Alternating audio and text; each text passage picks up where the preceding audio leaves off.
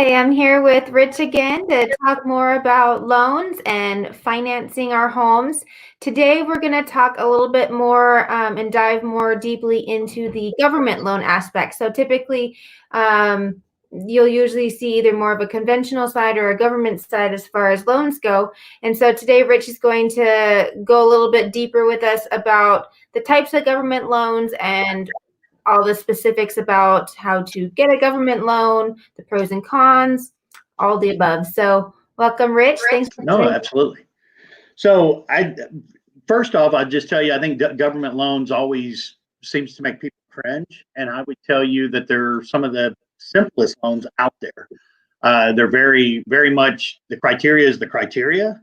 And then at the end of the day, we just have to fit in that box, right? And so one of the challenges for us is to know what that box is. And so I'll go through each one of them. The very popular one that a lot of us have used when we bought our first home or whatever was the FHA loan. The value of the FHA loan is it allows you to only get a loan with 3.5% down.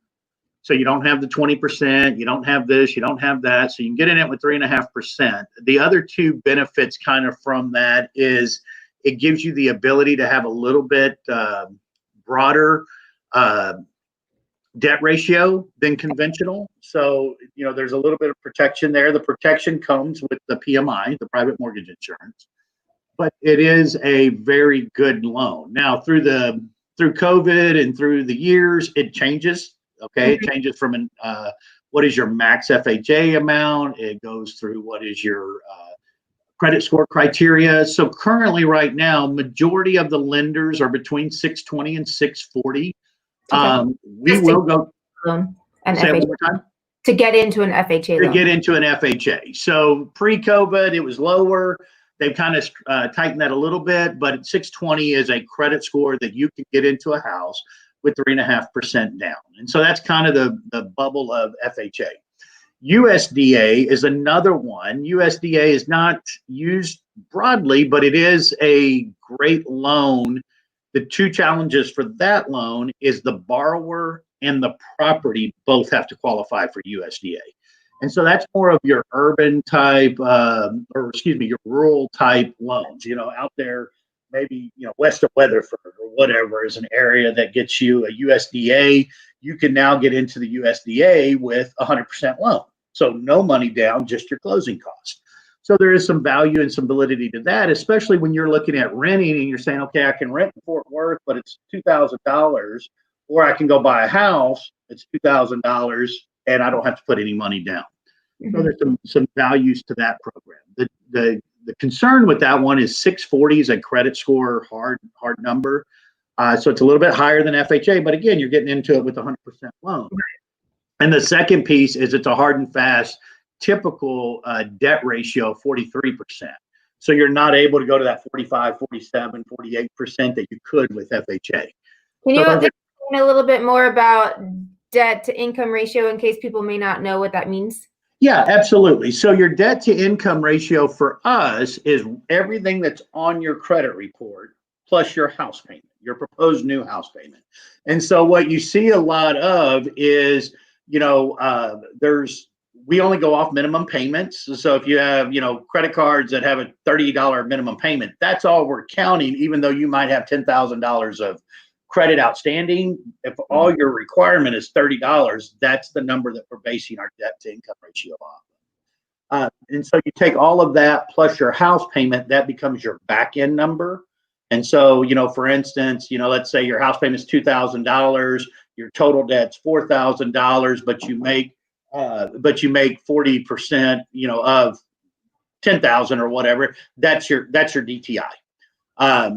There's things that we'll do typically if we pull your qualifications that say, hey, look, you pay this off, you can get below this debt ratio, and those are things that we help them with.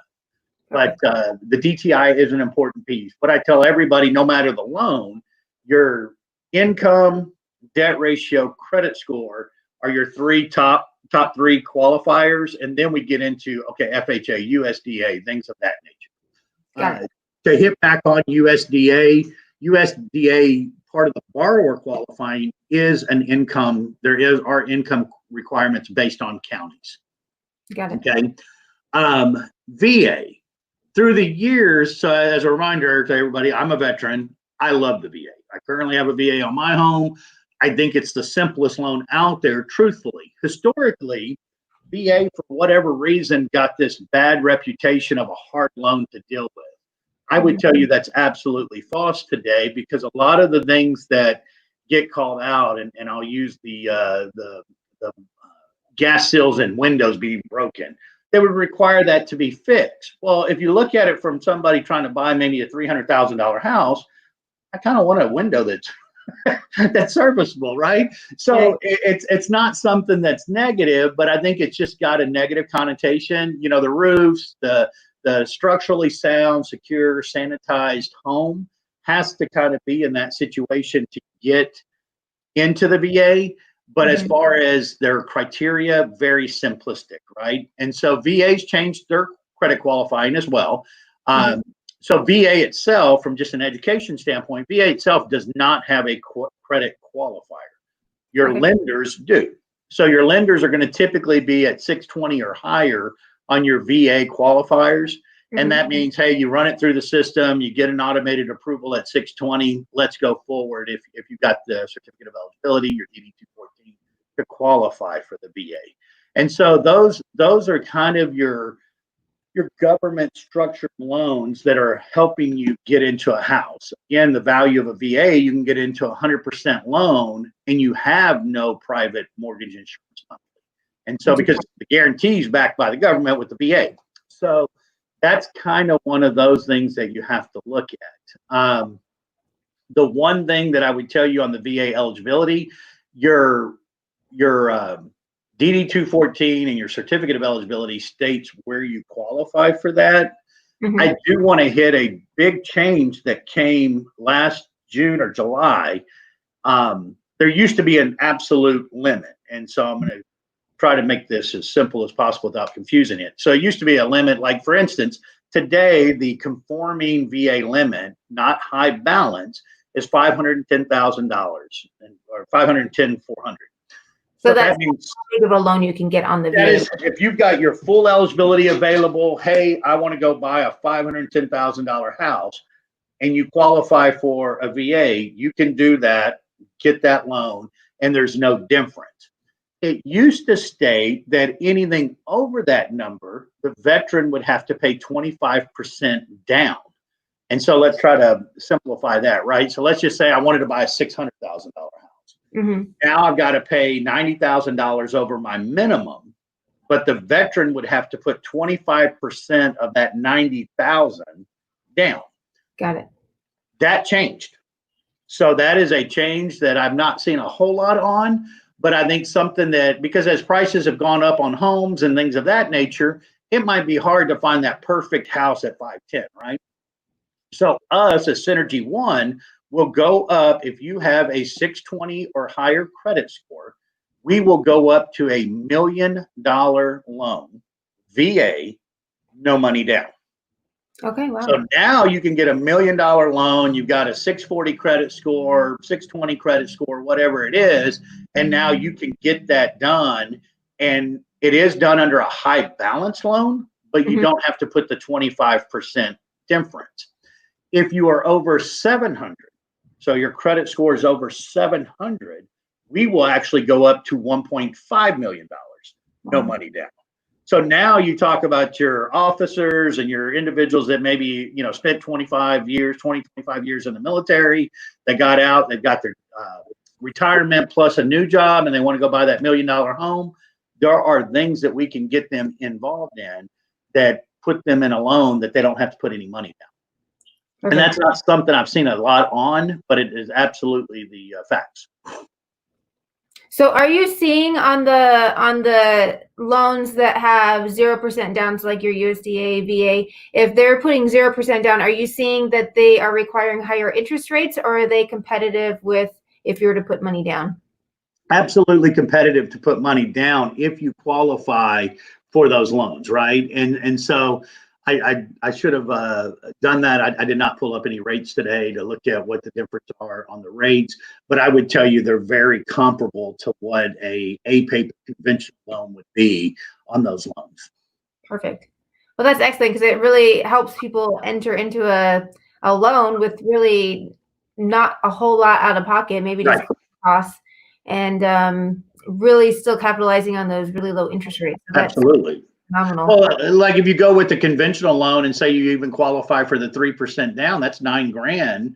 Even if you're at 3, let's call it 3.5, 3.3, whatever, but you can get a VA at the same 300,000 with no money down. You've just saved yourself $9,000 in cash is king right now.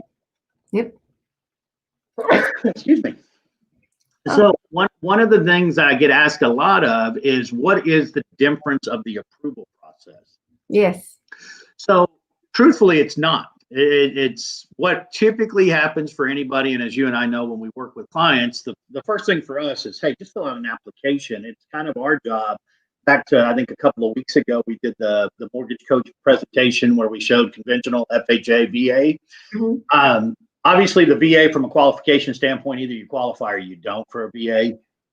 FHA, USDA, and conventional are going to be more into what is their credit, what is their debt ratio, what are those components that allow us to say, yes, these are loans that you can qualify for as well.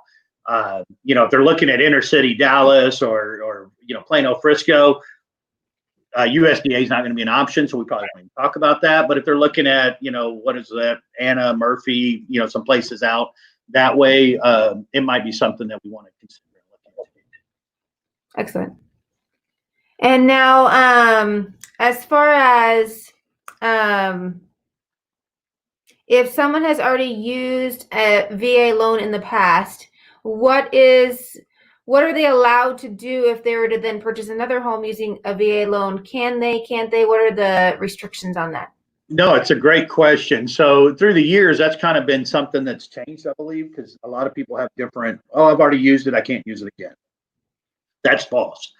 You can use your VA more than once. Now, let's say you bought your first home, $150,000, you're paying on it, but you want to take that $150,000 home and turn it into an investment property and go buy your move-up home of $350,000.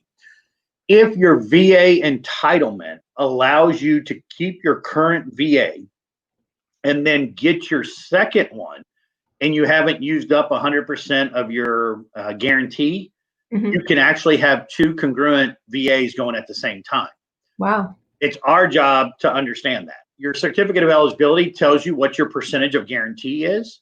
So once we know that, we can tell you, hey, yeah, you got that property, down in, wherever, perfect. You can go buy this other home.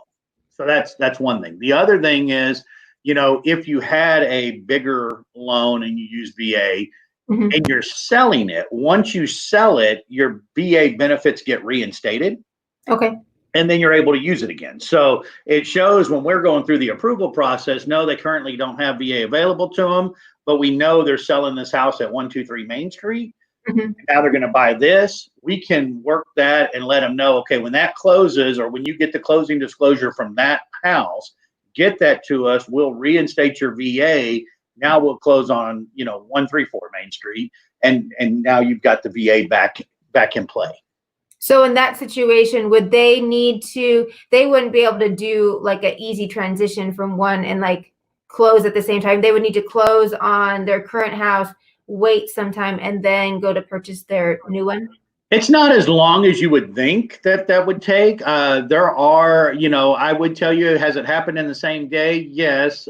There are some components that go into that. Ideally, if you close today on a VA, and we're closing on Friday, that gives us a little bit more room to do that. But we know that initially on the front end piece to help our partners like you and rolling out saying, hey, we're going to need to close on this one, maybe do a 4-day lease back so we can get all the paperwork finalized so that we can close on Friday on the new one. Got it. Okay. So you are able to kind of do it congruently. You just can't do it like same day, but pretty close, have it working at the same time would work. That is correct. I haven't had one in a while that I've had to do the same day. I want to say in my history of doing this, I have, but I would tell you a couple of days would obviously help with Murphy's Law and any other thing that comes up, right? Awesome. Okay, that's good to know. That's helpful. Trying to think of what else I had questions for. So in what cases, so typically we usually say go conventional. That's usually the best option for a lot of people. So in what cases, I know we've talked about you're able to get into the 0% down, you're able to get into some of these other programs. Is there anything else that would maybe make it a little bit more desirable over a conventional, or is it mainly just the down payment side of it? You know, those are great questions. And I would tell you, it's almost hard to give it just a full blanket like that. I would tell you, typically, if it comes to qualifying or not qualifying, we want to go to FHA, right? And because FHA is a little bit more lenient on debt ratio. If it's a situation that you're sitting there and for argument's sake, you have a 700 credit score, I would tell you, me personally, I'm going to tell you that I think the conventional loan's better for you because you don't have the upfront PMI and the monthly PMI falls off at a certain period. The concern that we have with that, right, is everybody buys mortgages typically, you know, on the 30% component.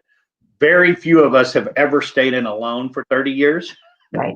So, but that's what we're accustomed to. That's what sounds good. Hey, yeah, I'm never going to move. I found my forever home. And then life happens, right?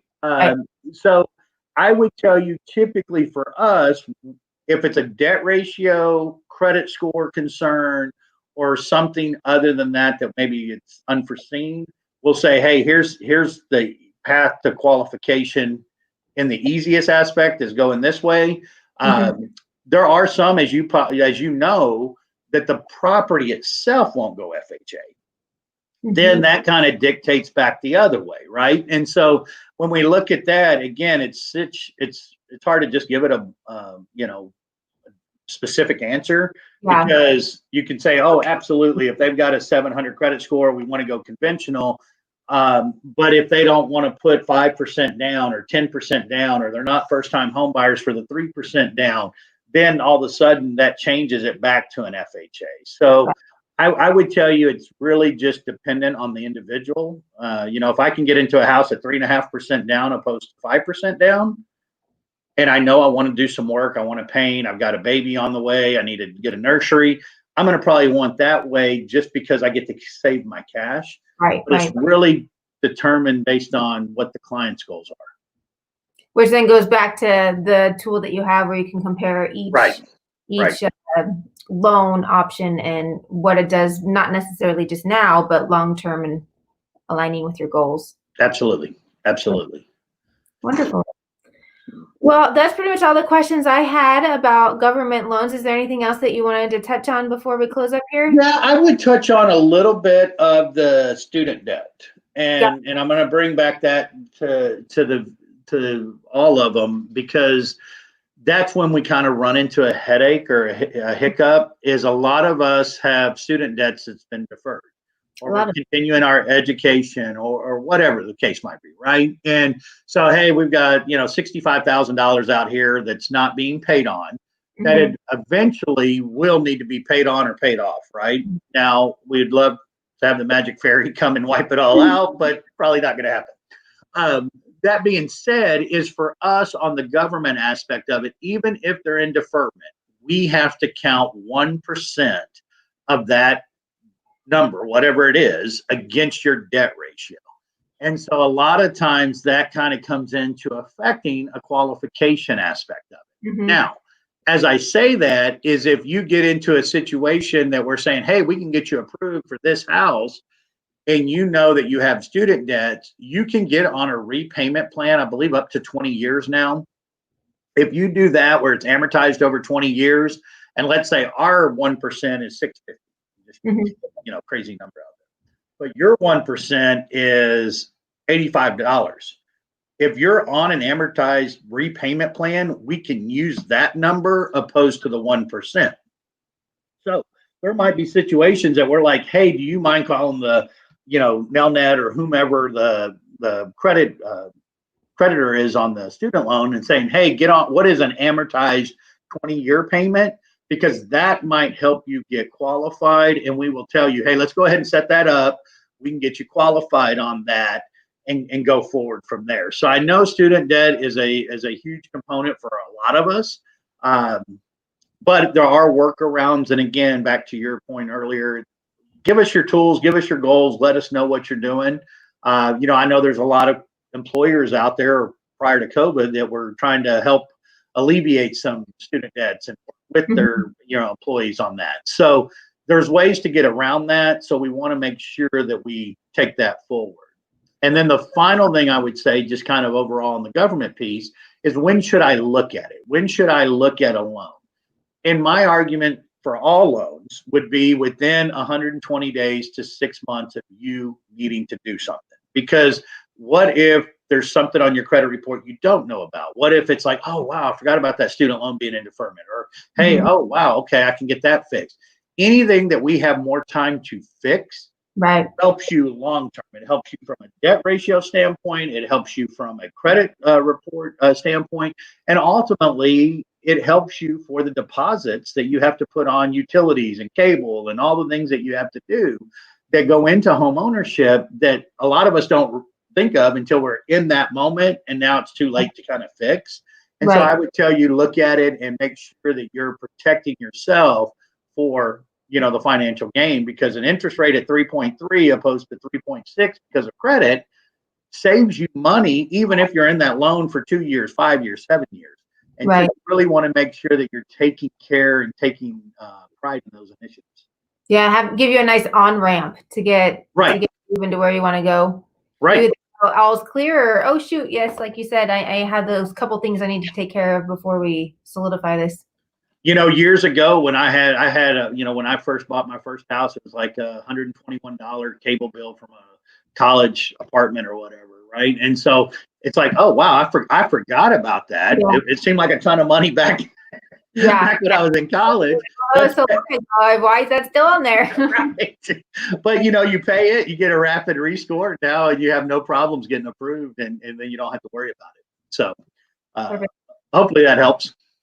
Yeah, back to that student loan question real fast, if you don't mind. So if would they need to actually start on that payment plan? So let's say it's in deferment, they're not making any payments at all right now. So instead of getting dinged with the 1%, they decide to go ahead and call on the payment plan. Are they required to actually start paying on that payment plan in order to use it? I don't believe so. What I believe it states is if we have a letter, hey, Alicia, I need to get on a payment plan. Okay, great. Here it is. Typically, they'll email you or send you something. And again, it goes back to why we want to start on that earlier. Because now you've got a letter. We don't have to. It's not like child support or something like that where we've got to prove that you have, made those payments. We just have to see what the actual payment is. Would be in the future, basically. That's right. Because what we'll do is do a credit supplement. There'll be a call between all components that says, yeah, the agreed upon, repayment plan is $85. So we'll update our liabilities to show $85, incorporate that in the debt ratio opposed to the 1%. Perfect. Okay. Excellent. That's good to know. So hopefully that's helpful. Yeah, no, that's really helpful, because I'm sure some people are like, oh, well, I'm not ready and prepared to pay for these yet, and I don't want to know, but to know that all they need to see is this is what your payment would be, and so it's a safer number than just the general 1%. Absolutely, because 1%, student debt is expensive, and as you look at folks with $50,000, $65,000, $100,000, and now you're at 1% of that number. That's bigger than most of our car payments. It's bigger than most of our current apartment payments. Real fast, Right, absolutely. So. Perfect. Well, wonderful. Thank you again so much for joining us. If anyone else has any questions about government loans or what will work best for them, feel free to reach out to Rich or myself. Contact information scrolling around on the bottom. But we always thank you, Rich, for your expertise and for sharing your knowledge with us and helping us navigate this sometimes confusing and overwhelming concept of lending. So we appreciate you. No, absolutely. Appreciate you and Roland as well. Thank you so much for the time. Thank you so much. We'll talk with you soon. All right. Bye-bye. Bye-bye.